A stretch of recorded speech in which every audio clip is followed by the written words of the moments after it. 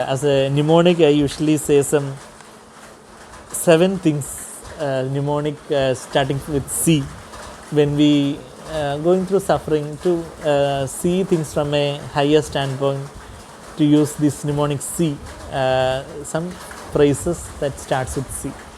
One is cast your burdens unto the Lord. Second is count your blessings. See, count the blessings, name them one by one, and it will surprise you what the Lord has done. The third thing is consider things from a higher and long-term perspective. Fourth thing is consider the lesser fortunate. So many blessings the Lord has already given us. And fifth thing is we are crushed to comfort and care for others. Sixth is this is to conform us to Christ likeness. Seventh is closer in fellowship with the Lord, or to cling us for us to cling more on to the Lord, more on to Christ, clinging on to Christ. This is seventh thing. And some question that has been given about this topic is what are some of the things that you found important in dealing with those who are suffering. One thing is that don't fall into the pit of self-pity. Pit of self-pity, we can say. It's a pit actually. Self-pity means, I am only suffering, and you want compassion from other people, you want sympathy from other people. Don't fall into the self-pity. Know that the Lord is in control, the Lord is allowing that. Don't fall into the self-pity. And one another danger is doubting God's love, and even sometimes some people go on to the extent of even doubting God's existence and all, doubting God's word and His promises and all. So that and all are fiery missiles of the evil one. With the shield of faith, we have to extinguish the fiery missiles of the evil one. We read in Ephesians 6:17. So the second question, another question that has been given is, should I introduce Jesus to a person who is suffering? How do I do that? It depends on how the person is receptive. If that person is not receptive to gospel of Christ, and of course we can listen empathetically and have a non-judgmental attitude, be with them, help them in whatever way we can.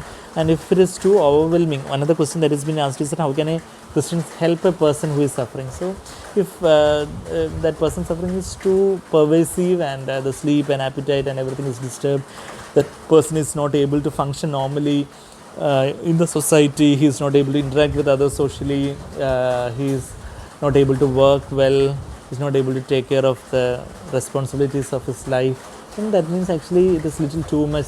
He might of course need some professional help of psychiatrists and psychologists and counselor and all. So some medicines and all might be needed. We can refer to it with psychiatrists and help them, so that is needed. Of course, for a person who is receptive and all, according to the receptiveness, there are varying levels of receptiveness. So if they are receptive, have some fear of God and all, we can say that my prayers are with you, I'll pray for you. Sometimes actually if they are more receptive, we can pray with them, and if they are more receptive, we can give them a Bible, New Testament or a tract and all. We can share our personal testimony with them, how we went through some sufferings in our life and how the Lord helped us. And of course, if they are more receptive, we can tell them more about the Lord Jesus, how He suffered. He is a perfect example who has undergone maximum suffering, and He endured everything for our sake, not only on the cross, even throughout His life. So much of things He went through. Bible says in Hebrews 4:15 that He was tempted in all points as we are, yet without sins. So He can sympathize with us. Hebrews 4:15 says we do not have a high priest who cannot sympathize with our weaknesses, but in all things He was tempted in all points as we are, yet without sin. So when we are going through any suffering, we can be sure that a similar experience Jesus also went through.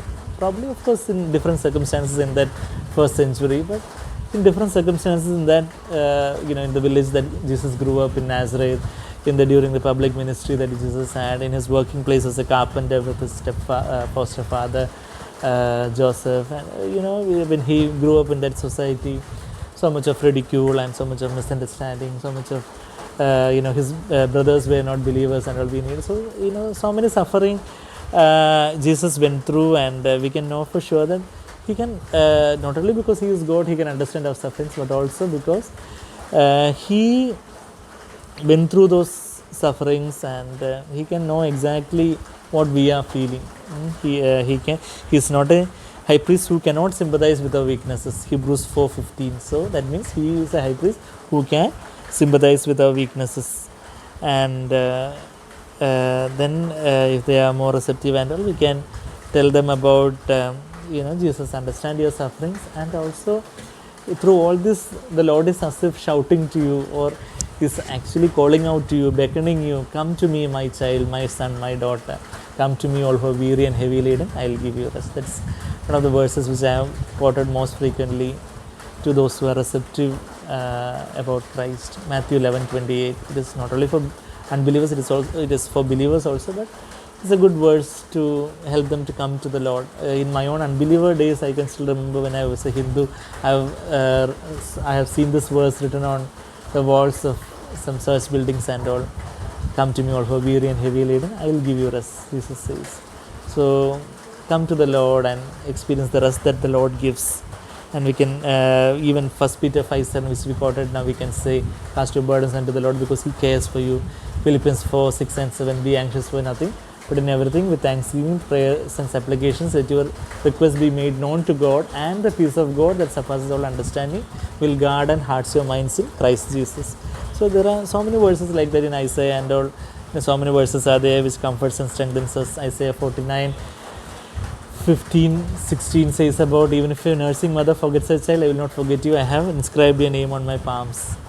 Isaiah 41:10 and 13 says about, do not fear, do not anxiously look around you. And also Jeremiah 31:3 says that I have loved you with an everlasting love. With loving kindness I have drawn you near to me. Like that, there are so many verses in the Bible all across which can comfort and strengthen us, which we can help people who are seeking to read those verses and find their comfort in the Lord. And another question that has been asked is, should I encourage patients to pray for a healing? Of course, if they have faith, even if they believe in God, of course it is always good to, of course we should pray for healing, but the answer to prayer would be different. Sometimes, of course, God is the sovereign God, he is all powerful, and he can miraculously answer, an instantaneous answer to prayer, and miraculously heal. Of course, many things like that really happen even nowadays, but it won't be like that every time. So the second way in which the Lord would be working is that he will be working through the medicines, whatever means God has given us, allowed us on this earth. So through the medicines, and sometimes through surgery and some procedures, and the Lord's healing only, because many other people who underwent the same surgery and same medicines would have died and would have had much more complications and all. So it is the Lord's healing touch and mercy. So when we pray for healing, remember that the Lord can miraculously heal us, believe. But even if he doesn't do like that, just like the Shadrach, Meshach and Abednego said in Daniel 3:17, even if the Lord doesn't deliver us from the fire, we won't bow down before the idols. So even sometimes actually it won't be a miraculous healing, but it will be healing through the medicines. Sometimes, rarely, but the Lord will be allowing us to pass through that crisis for a longer period of time, like the thorn in the flesh, like Paul faced and all. So we can leave it to God to decide. Of course, from our part, we can humble before the Lord and seek whatever ways to come out of that suffering. But we can say, Lord, not my will, but your will. Like that, we can humble ourselves and cast that care unto the Lord, and he will do in proper time. And as soon as he accomplishes his purpose through that suffering, he will deliver us through that. He is such a loving God, and some verses which can encourage us for praying for healing is from 1 Corinthians 6:19 says that our body, not only we are the temple of the living God, but 1 Corinthians 6:19 says that our body, do you not know that your body is the temple of the Holy Spirit who is in you? So our body is the temple of the Holy Spirit. So the temple of the Holy Spirit, God is interested, and so we can pray for healing. And also verse 13, 1 Corinthians 6:13, the latter part says that, yet the body is not for immorality but for the Lord, and the Lord is for the body. So if our body is for the Lord, we have surrendered our body fully unto the Lord, then the Lord is there to take care of our body and body's wellness. And verse 15 also says, do you not know that your bodies are members of Christ? Not only our soul and spirit, but also our bodies are also members of Christ. So the Lord is interested in taking care of the member of Christ, and he is interested in our well-being and our welfare. And yeah, I was telling about my own personal sufferings and how to help people who are going through this suffering. Of course, as I said, empathetic listening, non-judgmental attitude, allowing them to ventilate. Sometimes actually if you just listen to their sufferings and with a really empathetic heart, they will be much relieved. Much of counseling and all, we just encourage them to ventilate their hearts. It is just like expressing the pus out of the wound. There is an abscess, whatever antibiotics you use and all, if there is much pus to be drained, it has to be drained, incision and drainage. So like that, there is much negative emotions in our mind. Sometimes actually, that allowing that person to ventilate, to say in words, or even help them to write if they want to write like that. And so that if they ventilate their feelings, of course, it is best to ventilate to the Lord Himself.